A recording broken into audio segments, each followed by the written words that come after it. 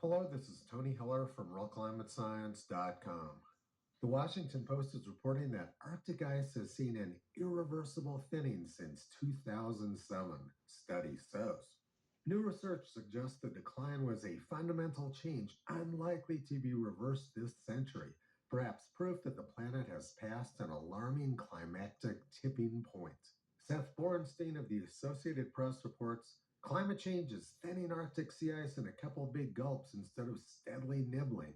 And Mark Cerise, the director of the National Snow and Ice Data Center in Boulder, Colorado, says, since the Arctic is quickly warming up, we're probably past the point of hoping the Arctic Ocean can recover. We've seen the official propaganda from academia and the press. Now let's look at what's actually going on in the Arctic. 15 years ago, the ice around the North Pole was very thin, only 1 to 1.5 meters thick. The same Mark Cerise from the National Snow and Ice Data Center predicted the North Pole would be ice-free during the summer of 2008. Norway's leading expert predicted the entire Arctic would be ice-free during the summer of 2008. National Geographic predicted the North Pole would be ice-free in 2008. British swimmer Lewis Pugh listened to the experts, and he tried to kayak from Svalbard to the North Pole that summer. His trip didn't last very long. He only made it about 20 kilometers before he got blocked by ice. Canada's leading expert predicted the Arctic would be ice-free between 2010 and 2015. NASA's leading expert Jay Zwally predicted the Arctic would be ice-free by 2012, and Mark Cerise said the Arctic is screaming. Seth Borenstein of the Associated Press predicted the Arctic sea ice would be gone by the year 2012. And now 11 years after he predicted the ice would be gone, he's still pushing the exact same scam. The BBC was a little bit more conservative. They predicted the ice would last until 2013. And Al Gore was extremely conservative. He predicted the ice would last until 2014. He made this prediction at the Nobel Prize ceremony in December 2007. Another new study to be presented by U.S. Navy researchers later this week warns it could happen in as little as 7 years. 7 years from now.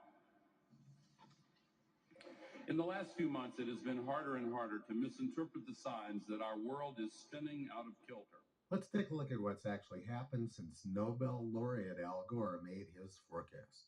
There is more sea ice now than there was in December 2007 when Al Gore predicted all of the ice would be gone by 2014.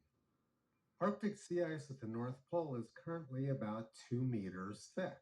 15 years ago on this date, the ice was only 1 to 1.5 meters thick, and Mark Cerise predicted it would all melt that summer. The ice at the North Pole is thicker now than it was 15 years ago.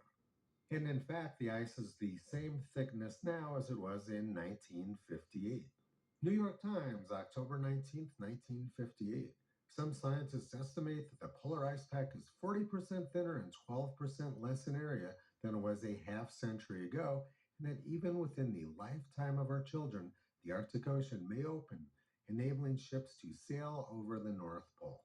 Although the idea that a solid ice sheet covers the central Arctic has lingered stubbornly in the popular fancy, the northern cap of ice worn by our planet is actually a thin crust, on the whole only about 7 feet thick.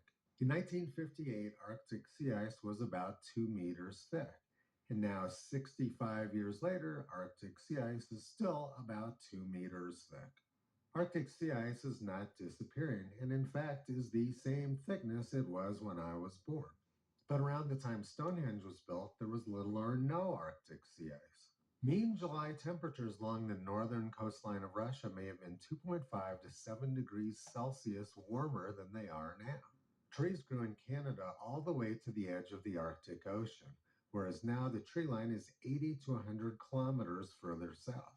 Carbon dioxide levels in the atmosphere were much lower than they are now. The polar bears survived, and the ice came back.